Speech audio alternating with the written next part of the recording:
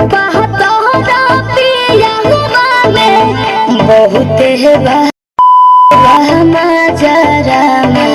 लोही कौन के जैसन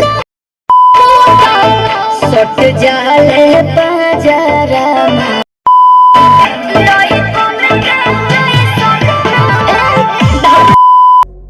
भारत के बिहार राज्य में स्थित एक ऐसा जिला जो साल 1972 में दरभंगा जिले से अलग होकर एक नए जिले के अस्तित्व के रूप में सामने आया था, जिसका नाम है मधुबनी, जिसके दक्षिण में दरभंगा, पश्चिम में सीतामढ़ी और पूर्व में सुपौल है। यह जिला अपनी पहचान यहाँ की पेंटिंग यानी कि मधुबनी की पेंटिंग के रूप में पूरे विश्व में प्रसिद्ध है। महाभारत काल के दौरान ये जिला आदिवासी बहुल हुआ करता था। उस समय यहाँ पर भगवान शिव की पूजा होती थी।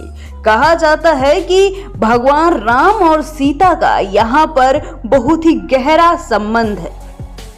इसके साथ यहाँ पर महाभारत की बात की जाए तो पांडव अज्ञातवास के दौरान यहाँ के पंडौल में कुछ दिनों तक रुके भी थे।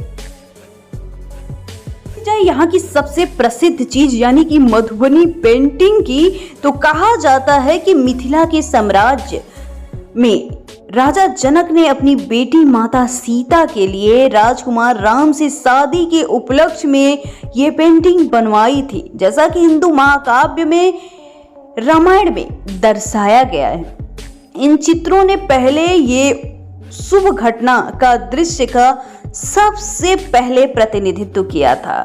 ये भी माना जाता है कि मिथिला के निवासियों ने भी पवित्र विवाह के दौरान अपने घरों को जटिल दीवारों के माध्यम से इस चित्रों को सजाया है, जो कि मधुबनी कला की नींव को और भी मजबूत करता है।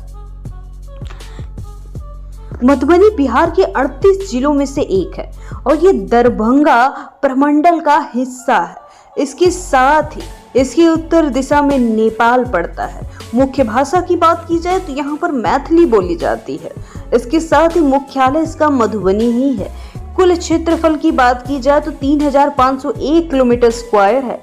2011 के हिसाब से कुल जनसंख्या की बात की जाए तो 44,76,044 है। इसके साथ ही साक्षरता की बात की जाए तो 60.9% है। लिंगानुपात 925 है। इसके साथ मुख्य हाईवे NH 104 NH 105 यहां से गुजरते हैं। दोस्तों, मधुबनी की पेंटिंग पूरे विश्व में मिथिला के हस्तशिल्प को यादगार बनाने में कोई कसर नहीं छोड़ती। साथ ही अगर मधुबनी के नाम के अर्थ की बात की जाए तो मीठी आवाज इसका मतलब होता है। दोस्तों, कुर्सी की पेटी बांध लीजिए क्योंकि आज हम मधुबनी का वर्चुअल टूर घर बैठे करवाने वाले हैं। नंबर 1 पे बात की जाए तो आता है सौराठ। मधुबनी का एक अनोखा गांव सौराठ। ऐसा माना जाता है कि यहीं पर माता सीता का स्वयंवर आयोजित हुआ था। संस्कृत महाकाव्य रामायण में इस गांव के कई बार उल्लेख मिलते हैं। सोमनाथ महादेव मंदिर के लिए ये प्रसिद्ध भी है। ऐसा कहा जाता है कि मंदिर वही मंदिर है जो पहले गुजरात के प्रसिद्ध सोमनाथ में था। हिंदुओं के लिए एक धार्मिक स्थल है। मंदिर में हर साल बड़ी संख्या में भक्त आते रहते हैं। इसके साथ ही अगला जो मंदिर है इसे भवानीपुर मंदिर के नाम से जाना जाता है। बिहार के मधुबनी जिले में एक गांव है भवानीपुर, जो सभी आध्यात्मिक आत्माओं के लिए घूमने के लिए आदर्श जगह है। ये गांव बाबा उगना महादेव मंदिर के लिए जाना जाता है, जो भगवान शिव के अवतार उगना को समर्पित है। कई भक्त गंगा नदी के पवित्र जल में स्नान करते हैं। इसके साथ पैदल चलकर जाते हैं। भगवान शिव ने इस स्थान पर मैथिली और संस्कृत नाटककार के दार्शनिक विद्यापति को अपनी पहचान भी बताई थी। इसके साथ ही अगला जो स्थान इसे उच्चैथा के नाम से जाना जाता है।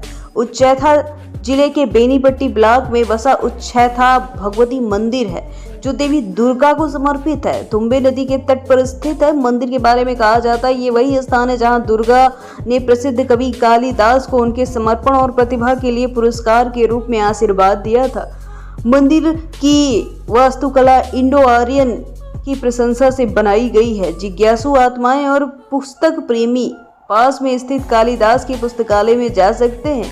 उच्चैथा उन लोगों के लिए मधुबनी में घूमने के लिए अच्छी जगह है जो ऑफ बीट जगहों की खोज करते हैं। अगला जो स्थान है इसे कपिलेश्वर स्थान के नाम से जाना जाता है। कपिलेश्वर स्थान अनोखा गांव कपिलेश्वर मंदिर के लिए जाना जाता है जो रहिका क्षेत्र में स्थित है और भगवान शिव को समर्पित है। भक्त मंदिर में आते हैं, तालाब के पवित्र जल को लेकर शिवलिंग पर चढ़ाते हैं। मंदिर में सोमवार के साथ श्रावण मास के दौरान श्रद्धालुओं की भीड़ उमड़ती रहती है। महाशिवरात्रि के अवसर पर मंदिर परिसर में बड़ा मेला लगता है जिसमें आसपास से दूर दराज के लोग बड़े उत्साह से आते हैं और भगवान शिव का आशीर्वाद लेते हैं।